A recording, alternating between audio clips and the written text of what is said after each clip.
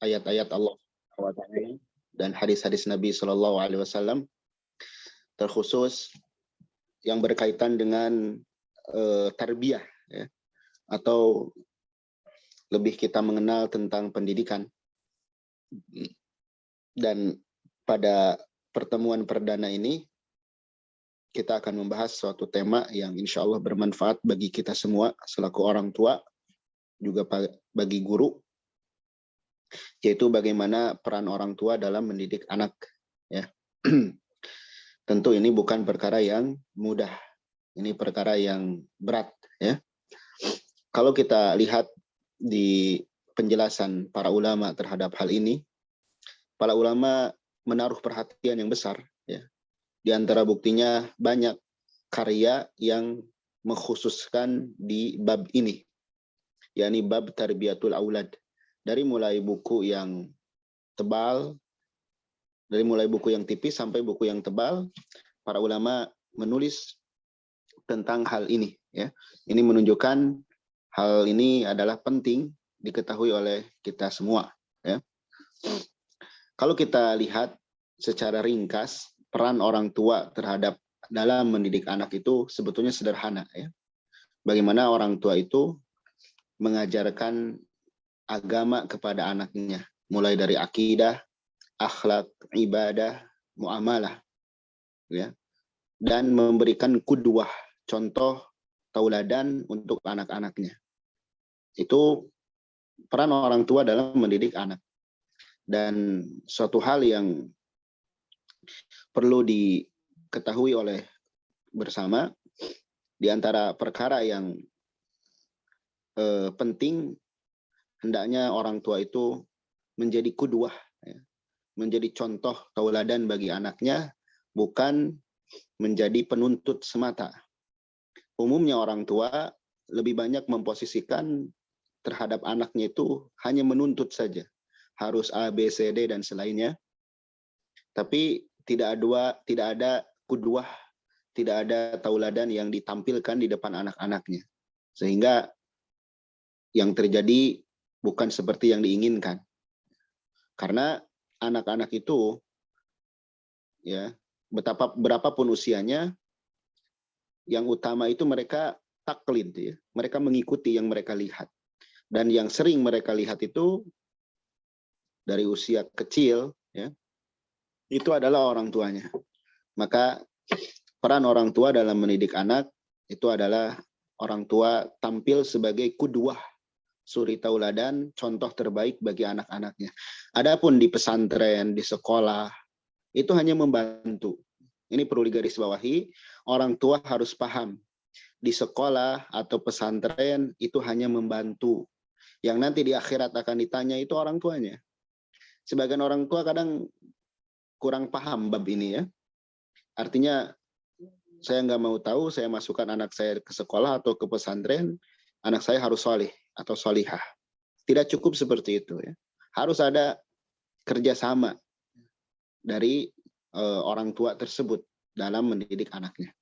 Tapi tentu ini bab panjang, ya, kalau dijelaskan, dan seperti yang tadi disampaikan oleh pembawa acara kita, nanti insya Allah ini akan ada kelanjutannya. Kita akan bahas suatu kitab, dan insya Allah kitabnya ringan, hanya 48 halaman, nggak sampai 50 halaman, tapi ditulis oleh seorang ulama, oleh Syekh Abdus Salam As-Sulaimani, hafizahullah. Beliau seorang kibarul ulama di negeri Saudi.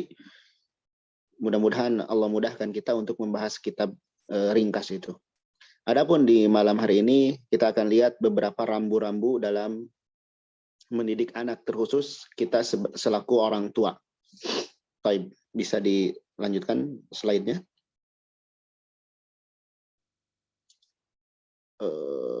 Ya, yang pertama yang harus disadari oleh semuanya, ya, bahwasanya kita harus mengetahui dulu hakikat anak, ya, hakikat dari anak itu apa. Kan biasanya seseorang itu yang sudah menikah, umumnya biasanya ditanya, anak udah berapa, itu ya. Nah, kadang kalau yang belum Allah berikan rizki berupa anak, suka minder hatinya. Ya. Padahal punya anak atau tidak, yaitu ketentuan dari Allah Subhanahu Wa Taala. Dulu saja ada Nabi, salah seorang Nabi, ya, Nabi Zakaria alaihissalam, Allah tangguhkan beliau memiliki anak, tapi beliau tidak putus asa. Ya. Dan ketika seorang itu diberikan karunia anak, maka bersyukurlah kepada Allah Subhanahu Wa Taala. Anak itu merupakan perhiasan dan keindahan. Ya. Setidaknya di sini Ana bawakan 2 ayat. Ya. Yang pertama di surah Al-Kahf ayat 46 dan Ali Imran ayat 14. Allah menyatakan, Al-malu wal banuna zinatul hayatid dunya wal baqiyatus salihatu khairun inda rabbika thawaba wa khairun amala. Harta dan anak-anak adalah perhiasan kehidupan dunia. Tetapi amalan-amalan yang kekal, yang solih, itulah lebih baik pahalanya di sisi Allah dan lebih baik untuk menjadi harapan. Allah menyatakan seperti itu. Betul, harta anak itu menjadi keindahan. Ya. Itu secara manusiawinya kita menganggap seperti itu. Harta dan anak itu keindahan. Ya wajar, semua orang berpendapat seperti itu. Tapi ingat, yang terbaik di sisi Allah itu adalah amalan-amalan soleh. Ya. Yang terbaik itu adalah amalan-amalan soleh. Artinya apa? Ketika kita merasakan harta dan anak itu keindahan, jadikanlah harta dan anak itu sebagai ladang amal soleh kita. Bukan semata-mata kita cinta aja, cinta harta, cinta anak. Tapi tidak dijadikan sebagai ladang amal soleh, nah itu nggak ada manfaatnya. Bahkan nanti anak itu bisa jadi ujian, bahkan bisa jadi musuh. Sehingga keindahan tersebut, ya, hendaklah kita juga menjadikannya sebagai ladang amal bagi kita. Dengan apa? Dengan mendidiknya, dengan menjadikannya anak yang saleh. Ya.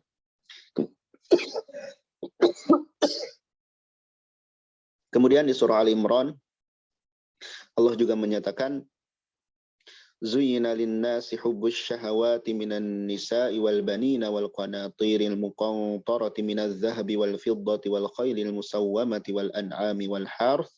Dzalika mata'ul hayatid dunya wallahu indahu husnul ma'ab.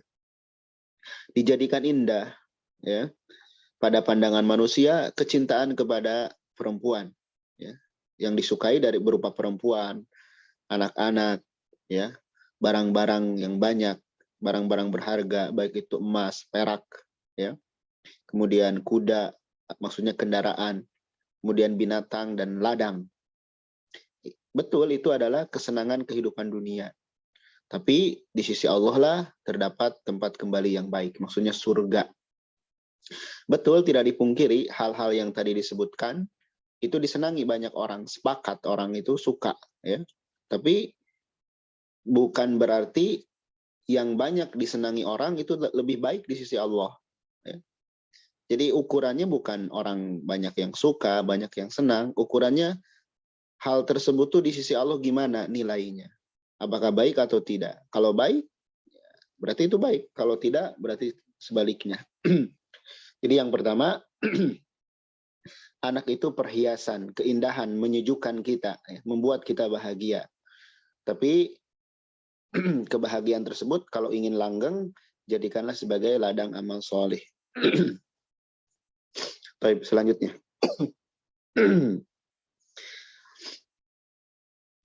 Kemudian anak itu merupakan ujian. Anak dan harta itu merupakan ujian, ya. Allah menyatakan, innama amwalukum auladukum fitnah wallahu indahu ajrun azim. Bahwasanya harta kalian dan anak kalian adalah ujian. Ujian apakah kita bersyukur kepada Allah atau sebaliknya. Dan di sisi Allah adalah pahala yang banyak. Ya. Di antara ujian anak itu, kalau dulu kata Nabi SAW, anak itu bisa menjadikan orang tuanya pengecut sehingga tidak berangkat perang, dan bisa menjadikan orang tuanya bakhil, gak mau berinfak di jalan Allah karena karena beralasan menafkahi anaknya. Jadi membuat orang jadi pengecut sehingga tidak berangkat perang, juga tidak mau berinfak karena takut anak-anaknya miskin. Betul, anak-anak itu wajib dinafkahi dan sebagainya.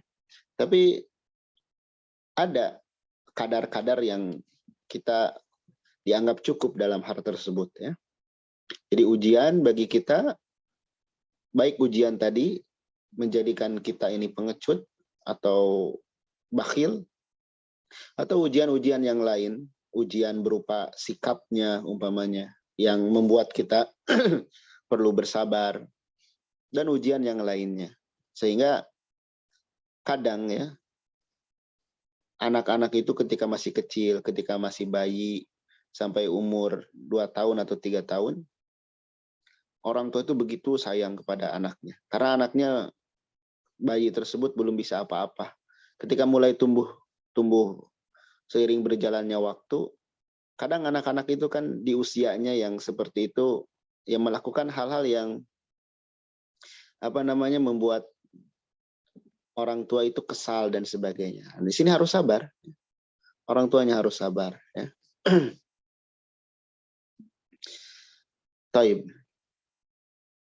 Kemudian anak itu jangan sampai menghalangi dari taat, atau jangan sampai menjadi musuh. Ya ayyuhalladzina amanu la tulhikum amwalukum wala auladukum an dzikrillah wa may yaf'al dzalika faulaika humul khasirun.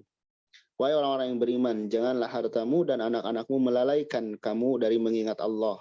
Sibuk, ya, sehingga lupa untuk sholat, lupa untuk baca Al-Quran. Ya. Baik mengurusi anak itu sifatnya anak yang masih kecil, atau sibuk misalkan karena anaknya sudah gede dan memiliki kesibukan yang lain, kita terbawa sibuk. Jangan sampai itu menghalangi kita dari ibadah kepada Allah Subhanahu wa taala. Bahkan di surah At-Taghabun dikatakan, ya ayyuhalladzina amanu inna min azwajikum wa auladikum aduwwan lakum fahdharuhum. Wahai orang-orang yang beriman, sungguhnya di antara istri kalian dan anak kalian itu akan menjadi musuh, maka hati-hatilah.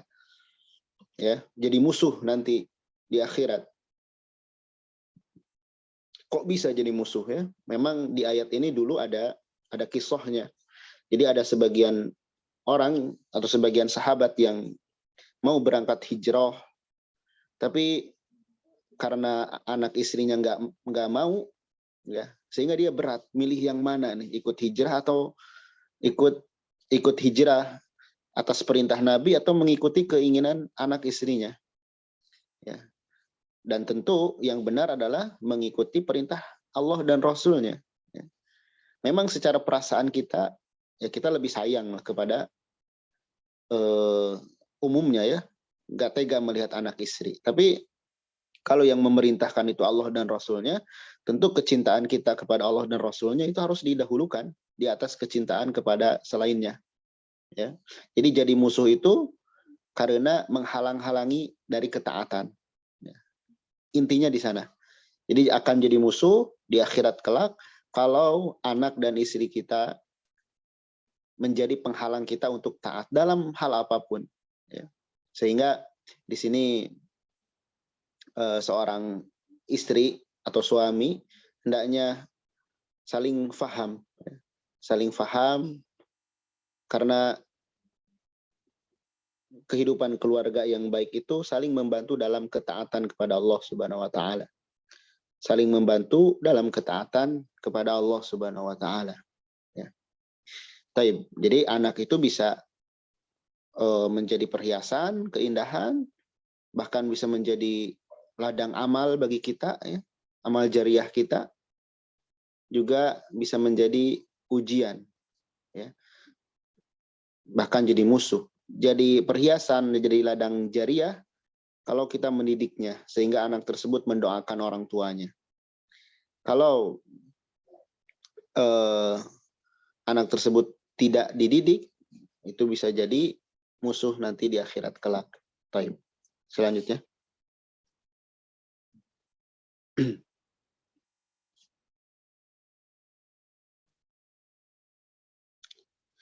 Ya, ini ada beberapa model keluarga ya di dalam Al-Quran. Jadi ada Nabi Nuh alaihissalam yang diuji dengan istri dan anaknya. Jadi Nabi Nuh, beliau itu seorang nabi. Dan beliau diuji oleh istri dan anaknya. Ya. Istri dan anaknya itu tidak taat kepada beliau. Ya. Makanya dikatakan Daraballahu mathalan lilladzina kafaru imra'ata Nuhin wa imra'ata Lut kanata tahta abdaini min ibadina salihaini fakhanatahuma falam yughniya anhuma minallahi syai'a wa qila dkhulan nar ma'ad dakhilin. Jadi untuk orang-orang yang kafir itu dijadikan perumpamaan istrinya Nabi Nuh dan Nabi Lut.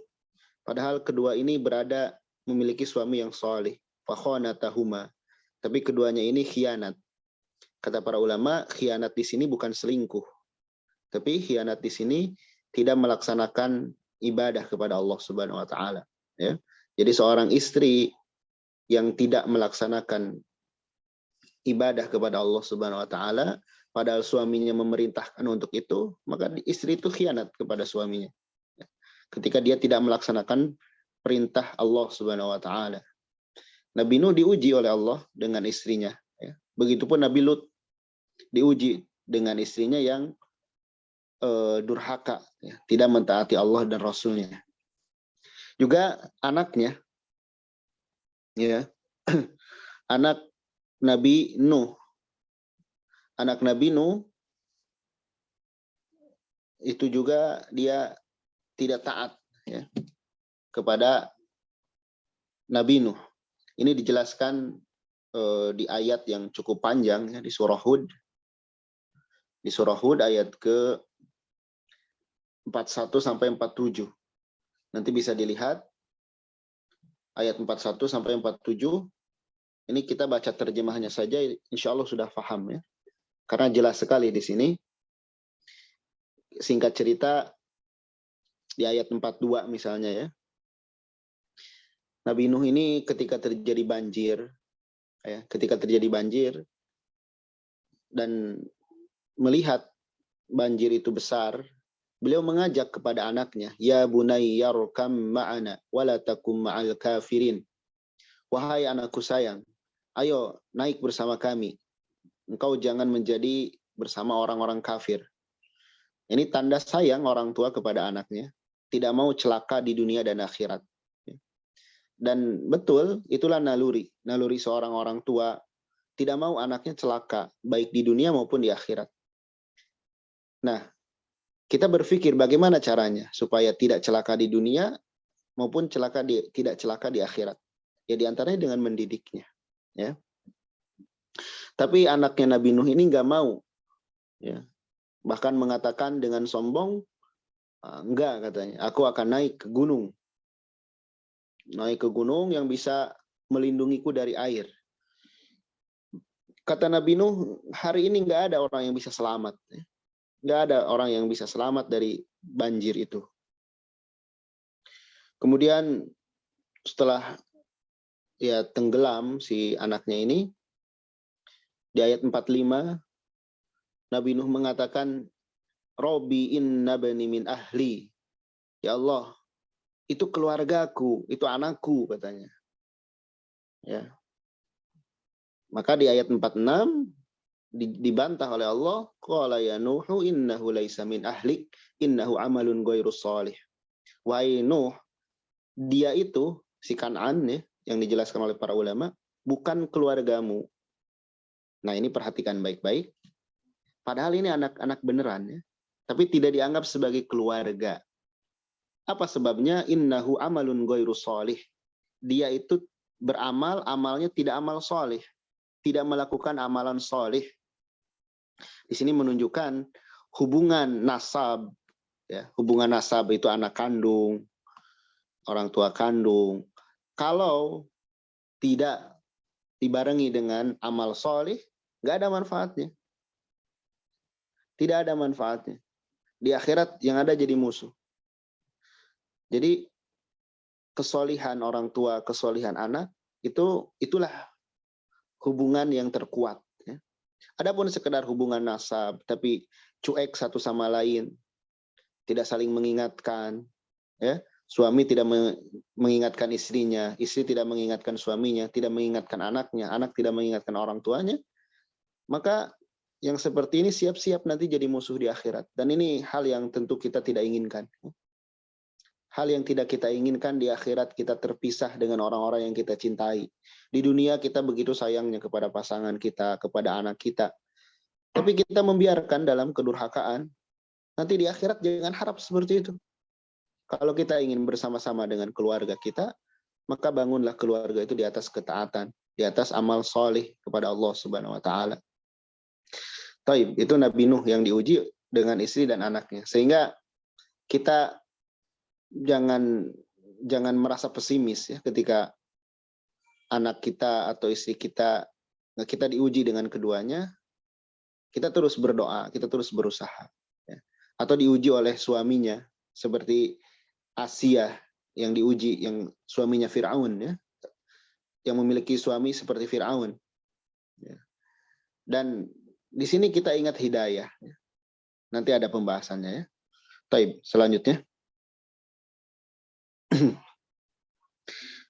Figur Luqman dan nasihat-nasihatnya. Nah, ini ada di dalam Al-Quran itu Luqman, ya, Luqman Al-Hakim. Beliau orang solih. Para ulama berbeda pendapat apakah beliau nabi atau bukan. Yang jelas nama beliau diabadikan di dalam Al-Quran menjadi nama sebuah surah, yaitu surah Luqman. Ya. Nah, ini di ayat ke-12 sampai 19. Ini bisa dilihat. Dan itu jelas sekali nasihat-nasihatnya. Ya. Di ayat 12 dikatakan, وَلَقَدْ آتَيْنَا لُقْمَانَ الْحِكْمَةِ أَنِشْكُرْ لِلَّهِ. Dan sungguh kami telah berikan kepada Luqman itu hikmah, agar hendaklah bersyukur kepada Allah Subhanahu wa taala. Jadi Luqman adalah manusia yang Allah berikan hikmah. Apa itu hikmah? Kata para ulama, hikmah itu adalah ilmu dan amal. Itu hikmah. Ilmu dan amal dari ilmu itu. Jadi diberikan ilmu, juga dibimbing untuk mengamalkannya. Itulah hikmah. Kalau di kita lebih banyak diistilahkan hikmah itu bijaksana, ya. Ilmu dan amal. Di sini pun menunjukkan seorang pendidik itu harus belajar. Harus belajar, harus punya ilmu. Dan harus beramal, harus jadi figur bagi anak didiknya. Seperti Luqman, beliau diberikan ilmu dan kemampuan mengamalkannya. Jadi nggak bisa orang tua itu, dah saya mah udah gini, udah dititipin aja anak ke pondok. Nggak gitu, tetap orang tua harus berusaha belajar semampunya. Jangan putus asa. Saya mah udah tua, udah gini. Ilmu itu rizki dari Allah Subhanahu wa taala. Allah akan berikan rizki kepada yang Allah kehendaki. Yu'til hikmata may yasha wa may yu'tal hikmata faqad utiya khairan katsira. Dalam ayat yang lain. Allah akan memberikan ilmu itu kepada orang yang Allah kehendaki. Jadi jangan putus asa. Karena kita butuh ilmu dan butuh pengamalan darinya, ya, agar bisa menjadi bijaksana. Ya. Karena tanpa ilmu dan amal, sekedar kita bisa ngomel-ngomel saja, jangan harap omelan kita itu berbekas kepada anak. Yang ada anak malah balik benci sama kita. Tapi kalau kita seorang pembelajar dan berusaha mengamalkan ilmu yang dipelajari, maka insya Allah itu akan bermanfaat bagi kita, bagi keluarga kita. Taib, kata Luqman, wa may yashkur fa inna ma yashkuru li nafsihi wa man kafara fa inna Allah ghaniyyun hamid. Barang siapa yang bersyukur, maka dia bersyukur untuk dirinya. Maksudnya kebaikan itu kembali kepada dirinya. Dan barang siapa yang kufur, maka Allah itu maha kaya, lagi maha terpuji. Kemudian dari ayat 13 sampai ayat 19 itu isi nasihat dari Luqman. Intinya, nah ini 4 ini. Luqman menasihatkan tentang akidah, akhlak, ibadah, dan muamalah. Muamalah di sini artinya pergaulan. Ya. Jadi inti dari nasihat Luqman ini, ya ini 4 perkara ini. Dan kalau kita lihat, Luqman menasihatkan anaknya itu dengan bahasa yang santun, tapi tegas. Apa bukti bahasanya santun?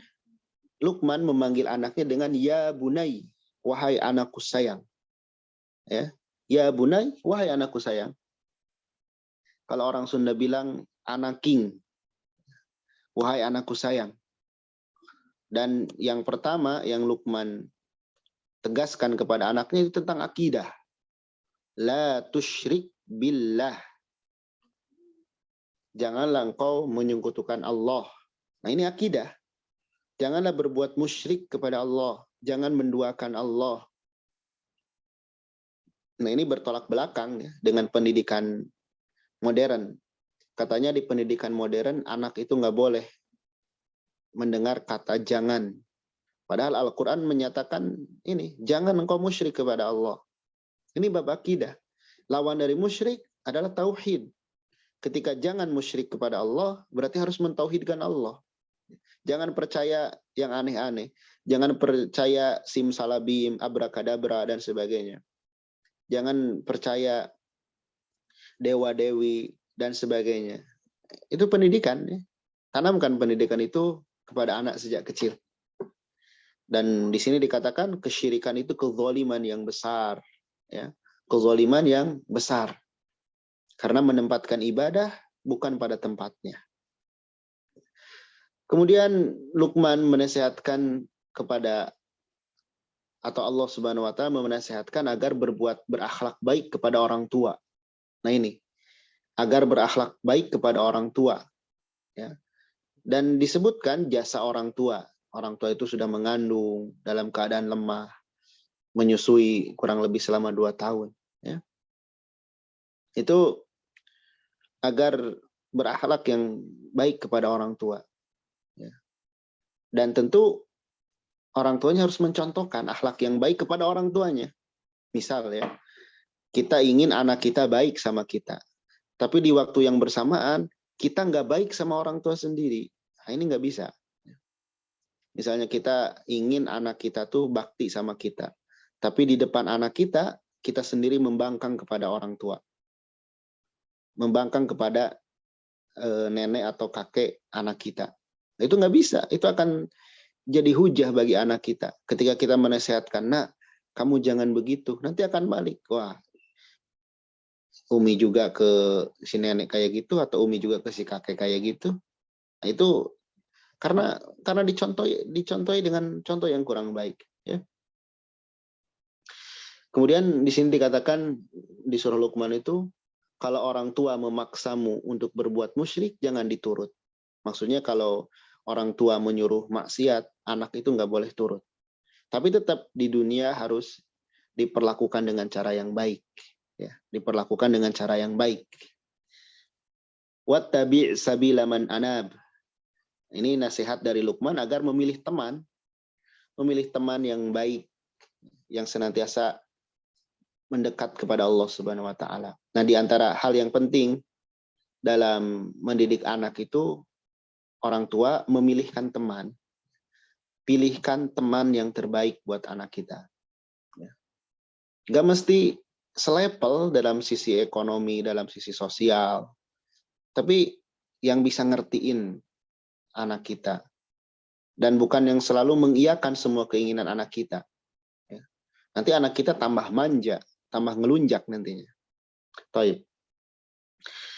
Kemudian Luqman juga menasihatkan agar pentingnya muraqabah, merasa diawasi oleh Allah. Ya bunayya innaha in takum mithqala habatin min khardalin fatakun fi sakhrah aw fis samawati aw fil ardi ya'ti biha Allah. Innallaha latifun khabir. Jadi berusaha menanamkan kepada anak itu reward itu dengan pahala. Ya. Reward, apresiasi boleh dengan perkara dunia. Kamu kalau bisa ini nanti kasih hadiah ini. Tapi jangan lupa tanamkan nilai-nilai amal itu akan mendapat pahala di sisi Allah. Contoh sederhananya ya. kita jelaskan sedikit tentang surga. Di surga itu ada A, B, C, D, ada semua hal yang diinginkan. Terus ketika kita melihat anak kita berhasil dalam sesuatu, nak, nanti kamu dapat surga. Surga itu kapan nanti akan didapat? Amal sekecil apapun Allah akan berikan surga. Selalu seperti itu. Dan ancam dengan hal-hal yang menakutkan berupa neraka, azab, dan sebagainya. Ya. Walaupun tidak detail, misalkan nanti akan seperti apa, tapi umumnya anak itu akan nempel, ya. Akan nempel, sehingga tertanam rasa berharap kepada Allah dan rasa takut kepada Allah. Ya. Kemudian Luqman juga menasihatkan untuk ibadah. Ya bunayya aqimus shalah, dirikanlah sholat. Di sini disebutkan sholat karena sholat diantara ibadah yang paling agung. Wa'mur bil ma'rufi wanha 'anil munkar, merintah kepada yang baik dan mencegah dari kemunkaran. Ya. Wasbir ala ma asabak, dilatih juga agar sabar. Ya. Agar sabar. Jadi anak itu dilatih agar sabar. Di antara cara melatihnya, nggak semua keinginan itu walaupun kita mampu harus diberikan saat itu. Kita latih dulu, sabar, sabar nak, sabar. Ya. Kemudian di sini Luqman juga menasihatkan agar tidak sombong. Nah, ini muamalah bergaul, ya. Agar tidak memalingkan wajah, tidak berjalan dengan angkuh. Ya. Allah tuh nggak suka. Nah, ingat nih di sini. Orang tuh seneng angkuh loh. Bahkan orang yang angkuh tuh dipuja, dipuji, diapresiasi. Ya. Apalagi sekarang lagi rame ya di Jakarta. Dan katanya udah ditutup, walhamdulillah. Orang pamer, orang gaya, orang ya aneh-aneh lah, sombong dan sebagainya. Digemari juga tuh, banyak orang yang gemar. Tapi apa? Innallaha la yuhibbu kulla mukhtalin fakhur. Allah tuh nggak suka orang yang di muka bumi ini sombong, angkuh, nggak suka Allah tuh. Walaupun disukai banyak manusia, diapresiasi oleh banyak manusia, Allah tuh nggak suka. Percuma. Manusia sejuta seluruh dunia suka, Allah nggak suka, percuma.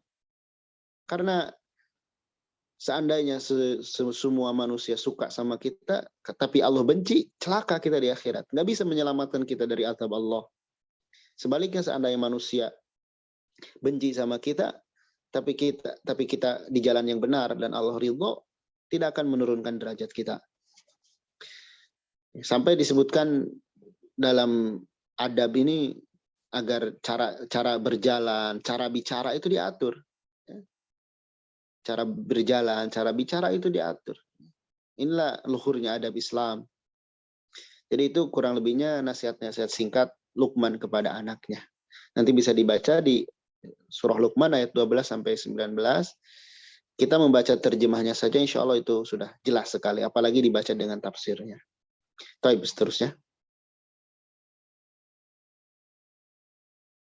Ya, selanjutnya. Ini surah At-Tahrim dan Toha, ya. Ini juga salah satu nasihat bagi kita semua. Di surah At-Tahrim misalnya, ya ayyuhalladzina amanu qu anfusakum wa ahlikum naro. Wahai orang-orang yang beriman, jagalah diri kalian dan keluarga kalian dari api neraka. Maksudnya, didiklah diri kalian dan didiklah keluarga kalian dengan adab yang baik, melakukan ketaatan dan menjauhi yang dilarang, agar dengan itu bisa terjaga dari api neraka. Jadi menjaga dari api neraka maksudnya mendidik yang baik, supaya tahu mana yang diperintahkan, mana yang dilarang. Ya. Kemudian Allah menjelaskan kengerian neraka. Neraka itu bahan bakarnya manusia dan batu. Kemudian penjaga neraka itu malaikat yang sangat bengis, keras, yang tidak punya rasa kasihan. Yang malaikat itu tidak pernah membangkang, selalu mengerjakan yang Allah perintahkan. Ya. Jadi yang paling wajib kita itu mendidik kita, mendidik keluarga kita. Orang lain itu ketika kita ada kesempatan aja, yang paling pokok tuh keluarga dulu. Kita dulu sendiri, baru kemudian keluarga, baru orang lain. Kadang kita lupa sama diri, lupa sama keluarga, fokus sama orang lain. Kan mestinya gini, kalau sama diri sendiri itu harus tegas. Nggak boleh banyak ngasih uzur kepada diri sendiri itu. Harus maksa, harus taat dan sebagainya. Kalau ke orang lain cuman ngajak aja, ngajak ke orang lain itu, jangan maksa. Sebagian orang terbalik, ke orang lain maksa harus perfect, harus A, B, C, D, dirinya sendiri sekedarnya. Nah, ini tentu hal yang tidak benar yang seperti ini. Taib. Kemudian di surah Toha, wa'mur ahlaka bis sholati wastabir 'alaiha. Ini perintah agar senantiasa mengingatkan untuk melakukan taat. Dan di sini dicontohkan sholat. Ya. Karena sholat itu amalan yang paling agung. Ingatkan keluarga kita ibadah. Walaupun kita tahu, kita melihat anak kita, istri kita, suami kita ini rajin sholat. Tapi kita tidak ada salahnya setiap waktu sholat. Ditanya, udah sholat belum? Itu bentuk kepedulian kita. Kadang kan lebih seringnya apa? Udah makan belum? Dan sebagainya. Betul, itu pun perhatian yang baik ya. Tapi kalau kita perhatian, udah sholat belum, udah tilawah belum, itu hal yang perhatian yang sifatnya ukhrawi, akhirat. Dan itu mudah-mudahan yang akan menguatkan ukhuwah dan sebagainya. Baik. Seterusnya. Ya, jangan menjadi orang tua yang durhaka. Nah, ini unik ya. Poin 5 ini kan lebih seringnya potret durhaka itu anak ya. Anak durhaka, ya, anak ngebangkang. Jarang ada pembahasan orang tua durhaka. Kenapa ini dibawakan? Karena memang ada kisahnya. Jadi ada kisah orang tua yang durhaka. Jadi dia kisahnya ini dia mengadu kepada Umar karena anaknya durhaka. Padahal sejatinya yang durhaka itu dia gitu, orang tuanya. Seperti apa kisahnya? Iya. Ini kisahnya luar biasa ya. Jadi dibawakan oleh Syekh Abdul Salam Sulaimani. Kata beliau, datang seseorang, ini bapak berarti ya, kepada Umar ibn Khattab radhiyallahu an. Datang mengadukan kedurhakaan anaknya. Jadi ada orang tua mengadu kepada Umar. Mengadu apa? Kenakalan anaknya. Kemudian setelah orang tua itu mengadu, Umar memanggil anaknya, anak yang diadukan itu. Dan Umar pun menasihatkan kepada anak itu. Menasehati anak itu agar tidak durhaka. Ya. Setelah Umar menasehati anak itu, kemudian anak itu memberikan klarifikasi. Kata anak yang dianggap durhaka oleh orang tuanya, bukankah seorang anak itu punya hak katanya? Punya hak terhadap orang tuanya, terhadap bapaknya? Maksudnya si anak ini bertanya kepada Umar, apa yang menjadi kewajiban orang tua terhadap anaknya? Atau apa yang menjadi hak anak dari orang tuanya? Ada enggak katanya? Maka kata Umar, tentu ada. Ada. Ya. Apa kata anak itu? Kata Umar, memilihkan ibu yang baik sebelum menikah. Ya. Jadi memilih pasangan itu penting. Bukan hanya yang bisa menemani hidup kita, baik suami atau istri, tapi bisa mendidik anak-anak kita. Ya. Itu memilih pasangan namanya. Kemudian memberikan nama yang baik. Ya, itu hak anak, diberikan nama yang baik. Itu yang kedua. Yang ketiga, mengajarinya Al-Quran. Jadi kalau kita lihat, ya, yang wajib mengajari Al-Quran menurut Umar ibn Khattab adalah orang tuanya. Ingat, yang wajib mengajari Al-Quran itu orang tuanya. Ya, orang tuanya yang wajib itu. Kita kalau punya anak, ya kita yang wajib ngajarin anak kita. Ya. Aduh, saya nggak mampu. Ya, dititipkan ke orang lain dan percayakan.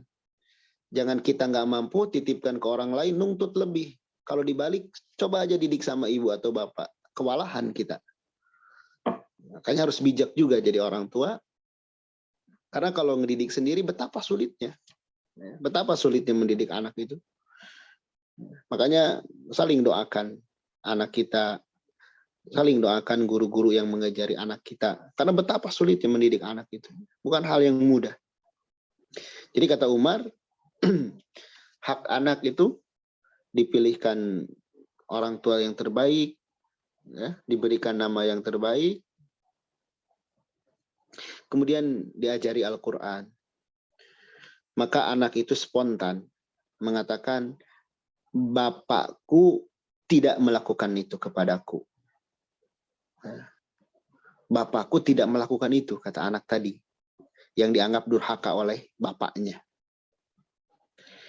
Terus dia mengakui, ibuku katanya seorang budak dan idiot. Kemudian aku diberi nama yang nama jelek. Aku diberikan nama Jual. Jual itu kumbang. Anak dinamai kumbang, sejenis kumbang. Dan bapakku belum mengajarkan kepadaku Al-Quran walaupun satu huruf. Lihat nih, pengaduan anak. Ya. Gimana kalau hal ini anak kita adukan di sisi Allah Subhanahu wa Ta'ala? Orang tuaku nggak pernah ngajariku agama, nggak pernah ngajarin ke wudhu, nggak pernah mengajari aku sholat. Bagaimana nanti kita di sisi Allah Subhanahu wa Ta'ala? Maka Umar pun menoleh kepada laki-laki tadi, bapaknya. Apakah engkau datang mengadu kedurhakaan anakmu, sementara engkau sudah durhaka terlebih dahulu sebelum anakmu durhaka? Jadi justru yang dianggap durhaka itu ya bapaknya. Karena memilih ibunya yang salah, menamai anaknya juga yang salah, bahkan tidak mendidik Al-Quran. Ya. Jadi jangan sampai kita menjadi orang tua durhaka. Ya. Kemudian beratnya keadaan pada hari kiamat di akhirat. Sibuk masing-masing, bahkan saling menuntut antara keluarga. Di surah Abasa di ayat 33 sampai 42 Allah menyatakan, yauma yafirul mar'u min akhi. Pada hari faida ja'atis sohoh, ketika telah tiba hari kiamat. Pada hari itu manusia lari dari keluarganya, dari sahabatnya, dari pasangannya. Jadi pada hari kiamat lari, gitu. Kita lari dari keluarga kita. Dikatakan kenapa bisa seperti itu? Sebabnya karena saling menuntut, takut dituntut, takut disalahkan, meminta tanggung jawab. Seorang anak, seorang orang tua lari dari anaknya karena takut di akhirat, takut diadukan seperti tadi. Dan likulli imri'in minhum yauma idzin sya'nu yughni. Setiap orang tuh sibuk dengan masing-masing. Ya. Kita hanya bisa saling melihat. Bahkan tadi saling menyalahkan. Ya. Bahkan selanjutnya di surah Luqman terakhir, di slide selanjutnya, Allah Subhanahu wa Ta'ala menyatakan, wahai manusia, takutlah kepada Allah. Bertakwalah kepada Allah dan takutlah terhadap hari yang seorang bapak tidak bisa menolong anaknya. Begitupun anak tidak bisa menolong bapaknya sedikit pun. Janji Allah itu benar. Jangan kita tertipu dengan kehidupan dunia. Ya. Takut terhadap hari itu. Takut terhadap hari itu artinya dengan kita mempersiapkan, mendidik anak kita. Mendidik dengan agama yang benar. Mencontohkan amal dan selainnya. Agar kita tidak seperti ini. Baik. Seterusnya. Hanya perlu disadari juga hakikat hidayah. Hidayah itu ada dua. Ada hidayah bimbingan, ada hidayah taufik. Bedanya apa? Tugas kita hanya di hidayah bimbingan. Artinya apa? Kita mengajari, menyampaikan, menasehati. Ya. Itu tugas kita. berubah atau tidaknya, nah itu bukan urusan kita. Itu udah hidayah taufik. Kemampuan untuk mengamalkan itu di tangan Allah Subhanahu wa taala. Makanya tadi Nabi Nuh alaihissalam, Nabi Lut tidak bisa memberikan hidayah kepada istri dan anaknya. Begitupun Nabi kita Muhammad SAW, beliau bersedih ketika pamannya tidak masuk Islam. Makanya turun ayat ini, surah Al-Qasas. Innaka la tahdi man ahbabta, walakinallaha yahdi man yasha. Ya. Kita nggak bisa memberikan hidayah kepada orang yang engkau cintai. Ya. Tapi Allah lah yang memberikan hidayah. Maksudnya apa? Tugas kita ya, memberikan arahan, bimbingan, mengajarkan ilmu, mengondisikan. Ya. Selebihnya serahkan kepada Allah Subhanahu wa taala. Tapi jangan juga kita cuek aja atau ngingetinnya cuma sekali doang. Sekali ya udahlah, biarin aja. Udah kayak gitu udah. Nah, enggak kayak gitu, tetap. Coba kalau kita lihat kisahnya Nabi kita SAW mendakwahkan agama kepada pamannya sampai kapan? Sampai sekarat. Nabi kita menawarkan syahadat kepada Abu Thalib itu sampai sekarat. Sampai sekarat. Artinya apa? Ya kita mendakwahkan, membimbing keluarga kita itu jangan sekali dua kali nggak cukup, harus terus. Harus terus. Dengan berbagai cara yang sesuai dengan syariat kita. Jadi sehingga kalau kita paham hakikat ini, ya kita nggak akan juga terus-terusan bersedih ketika Allah uji misalkan anak kita atau murid kita atau saudara kita atau keluarga kita belum dapat hidayah. Ya. Baik, terakhir.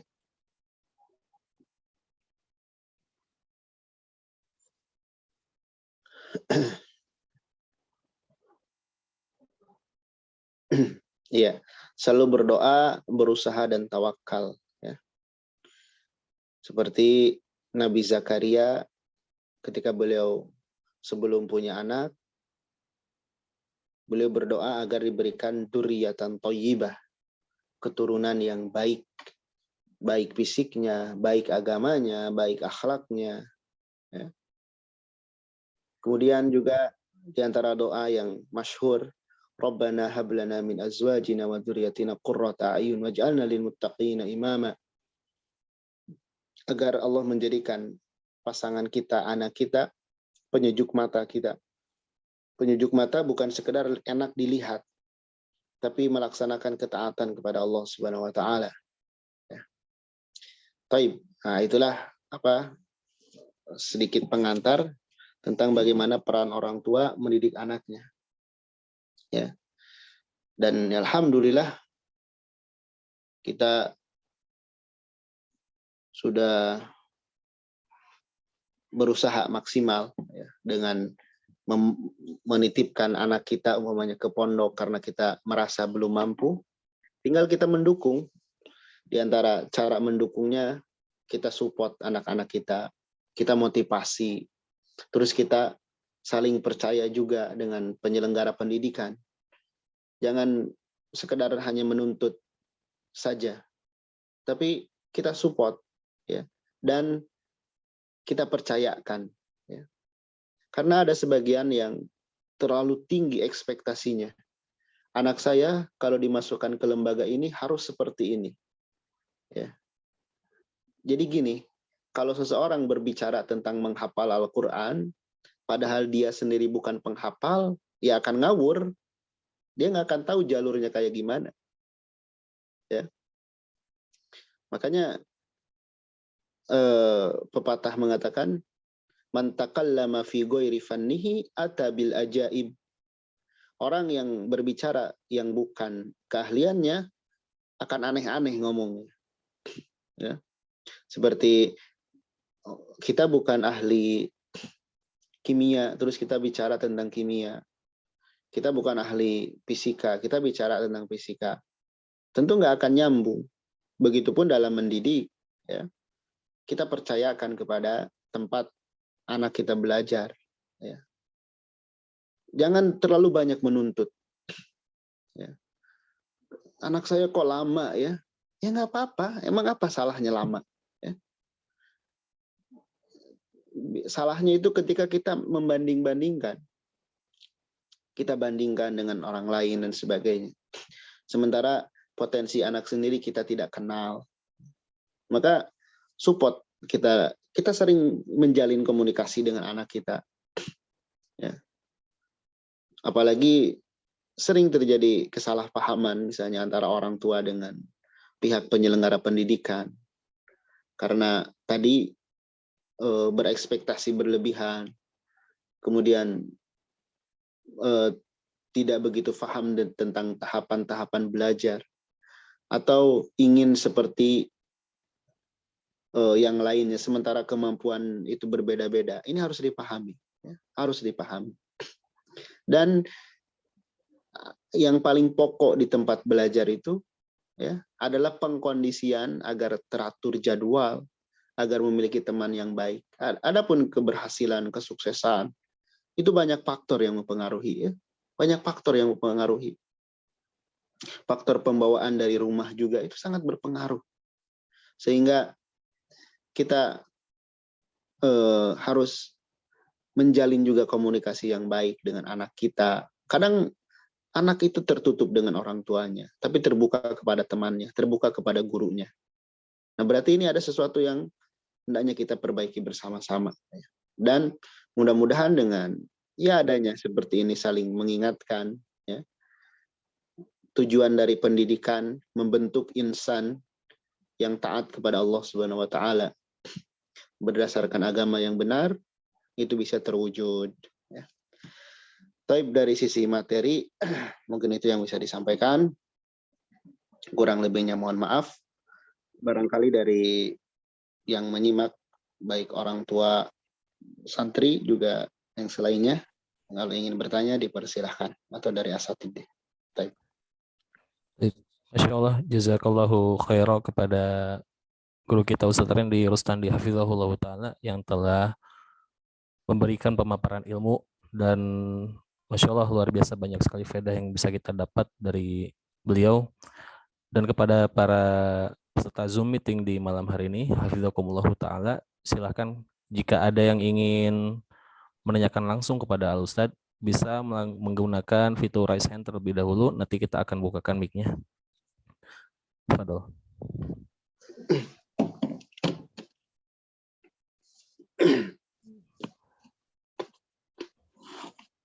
Ini saat ada pertanyaan melalui kolom komentar. Bismillah, Ustadz, bagaimana cara mengendalikan emosi ke anak karena sering sekali membuat orang tua kesal? Demikian, Fadol Ustadz. Ya. Ya, mengendalikan emosi, ya. Pertama, kita lihat arahan Nabi SAW ketika seorang sahabat meminta nasihat, maka Nabi memberikan nasihat yang singkat, ya. La taghdab, janganlah engkau marah. Kemudian para ulama membahas terkait hadis ini, janganlah engkau marah. Sementara marah itu, emosi itu adalah di antara bagian dari sifat manusia. Naluri manusia itu pasti ada marahnya. Maka dijelaskan seperti yang disampaikan oleh Syekh Shalih Fauzan hafizahullah, yang dimaksud jangan marah itu jangan membuat perkara yang membuat marah. Jangan membuat sesuatu yang akan menimbulkan marah. Jadi preventifnya, tindakan pencegahannya. Jangan membuat sesuatu yang membuat marah. Ya. Yang kedua, kalaupun harus marah, tempatkan marah itu pada tempatnya dan jangan berkelarutan, berkepanjangan. Itu yang dimaksud jangan marah, ya. Terus gimana kalau anak itu emosi? Kita lagi-lagi kita flashback dulu. Nih, kenapa anak ini bisa karakter seperti itu, ya? Seperti itu, pemarah. Adapun cara yang hendaknya kita lakukan ketika anak itu emosian, ya. Ini menurut ilmu kejiwaan juga. Yang pertama, jangan dilawan dengan kata-kata lagi. Ya. Kalau dilawan dengan kata-kata lagi, ya udah makin emosi. Anak emosi, kita emosi, ya udah. Jadi nanti bukan hanya perang omongan gitu. Nanti perang yang lain, benda yang lain pada terbang nanti. Jadi jangan lawan dengan omongan, tapi apa? Dengan sentuhan. Ya bisa, seorang anak itu bisa dipeluk, diusap. Kemudian jangan gengsi juga kita untuk meminta maaf walaupun itu bukan salah kita. Kemudian kita alihkan ke perkara yang dia senangi, berupa hal-hal yang mudah, yang mubah, yang tidak berlebihan. Kita ajak dia keluar atau kemana, nah itu bisa dilakukan seperti itu sederhananya. Terkadang kalau kita menghadapi yang marah itu kan kita kesal juga, apalagi seorang orang tua merasa, nih anak saya melawan, masa saya kalah sama anak. Maka ego seperti itu diredam dulu. Yang ada, dekati, sentuh anak itu, peluk dan sebagainya. Sengamuk apapun itu akan reda. Kemudian alihkan ke hal-hal yang lain. Taib, Allahu a'lam. Itu ya. Ustaz, jazakallahu khairan wa barakallahu fiik. Kepada para peserta Zoom meeting di malam hari ini, hafizakumullahu ta'ala, silahkan bagi yang ingin menanyakan secara langsung kepada Ustadz, bisa menggunakan fitur raise hand terlebih dahulu, nanti kita akan bukakan mikrofonnya. Oke, untuk sementara belum ada Ustadz untuk yang menanyakan secara langsung. Ini ada chat masuk, pertanyaan. Assalamualaikum. Apa yang harus jadi bahan dasar pertimbangan orang tua ketika akan memilih sekolah atau pendidikan? Dan kiat-kiat apa saja yang harus ada dalam kriteria sekolah yang menjadi penting dalam pemilihan sekolah? Syukron. Fadhil Ustaz. Baik. Pertimbangan dasar orang tua memilih sekolah untuk anaknya. Yang pertama itu kita kenali ya potensi anak itu seperti apa. Ini yang paling penting. Kadang orang tua itu menginginkan anaknya ini bisa dalam banyak hal, ya. Maka itu akan membebani anak. Pilihkan yang paling mencocoki potensinya. Ya, itu yang pertama. Dan tentu bekal agama, ya, jangan dilupakan. Ada di pendidikan umum filosofi seperti ini katanya. Ada anak yang pintar bahasa tapi kurang di matematik. Umumnya orang tua menambah les pelajaran matematik karena dianggap kurang, sehingga lupa dengan potensi bahasanya. Maka yang benar pastinya matematiknya ya udah nggak apa-apa, nggak bisa juga. Tapi bahasa, sisi bahasa yang dia ketahui, yang menonjol itu yang ditajamkan. Ya. Karena menguasai satu bidang dengan matang itu lebih baik daripada menguasai banyak bidang tapi cuman gambaran umumnya. Ya. Jadi kenali dulu potensi, ya, potensi anak itu. Dan untuk tahapan belajar, ya, nanti ada di pembahasan itu. Memang anak dari usia 5 sampai 7 atau 4 sampai 7 itu masanya menghafal, masanya bermain, tidak banyak dibebankan memahami sesuatu, memecahkan masalah apalagi. Baru dari usia 7 sampai 14 itu mulai dipahamkan sedikit-sedikit. Dipahamkan sedikit-sedikit, baru dari usia 14 ke atas, nah itu mulai anak itu diperkenalkan cara memahami sesuatu, cara memecahkan masalah, dan lain sebagainya.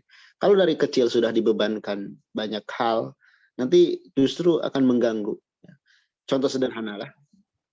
Contoh sederhana ya, kita tidak memungkiri, kita belajar umpamanya dulu, pelajaran itu banyak kan, bisa 20 mata pelajaran itu. Apalagi yang sekolah di MI misalnya, MI, MTS, Aliyah. Itu kan kurang lebih berarti 12 tahun ya, dia belajar bahasa Arab dan sebagainya. Tapi kadang tidak ada yang matang satupun. Ya. Kenapa? Karena terlalu banyak. Sehingga sulit untuk mengenali potensi diri. Jadi kenali dulu potensinya apa. Cara mengenali potensi itu sederhana ya. Lihat kecenderungan anak. Kita nggak masalah, uji coba aja. Misalkan kalau untuk membaca Al-Quran ya, kita lihat apakah dia lebih cenderung ke bacaannya, ataukah cenderung ke hafalannya, atau cenderung ke senang ke ilmu yang lain. Selama itu, apalagi itu ilmu agama, ya, misalkan lebih suka ilmu hadis atau yang lain, maka tidak mengapa. Tetap misalkan saya pengen anak saya hafal Quran, kita masukin ke ma'had yang menghafal Quran di sana. Tentu akan beda hasilnya dengan yang lain. Ya nggak masalah. Yang penting anak kita jadi orang baik. Gitu. Anak kita jadi orang yang baik. Jadi yang pertama tadi, kenali potensi. Setelah mengenali potensi, baru kita bisa melangkah kemana anak kita akan disekolahkan. Dan tetap di sekolah itu pilihkan yang memang di sana itu sudah jelas, ya, lingkungannya baik, diajarkan agama yang benar, ya, dibekali ilmu-ilmu yang bermanfaat bagi kehidupannya, diajarkan adab yang benar. Itu penting juga dalam memilih sekolah. Ya. Tapi tadi kenali dulu potensi anak kita, ya, agar nanti tidak jadi beban bagi anaknya. Karena ada orang yang anak saya dari SD sampai SMA mau belajar agama di pesantren. Setelah keluar SMA, anak saya mau jadi umum A, B, C, D, dan sebagainya. Nah itu ada yang memang pondasinya sudah kuat, akhirnya dia jadi orang baik, Masya Allah. Ada yang pondasinya nggak kuat, akhirnya cenderung kepada hal yang sebelumnya tidak digeluti. Jadi bidang agamanya dia lepas. Ya. Taib, Allahu a'lam bishawab. Ya, masih ada? Silakan. Insyaallah, jazakallahu khairan wa barakallahu fi kepada Al-Ustaz. Silakan kepada para pengajar Satu Ma'had Imam pertanyaan Ibnu lagi ya. Al-Jazari. Kepada para peserta Hafizakumullah Ta'ala, Al-Ustaz memberikan satu kali lagi kesempatan untuk bertanya kepada beliau, Hafizahullah. Silakan bagi yang akan atau ingin menanyakan secara langsung bisa menggunakan fitur raise hand di fitur Zoom meetingnya.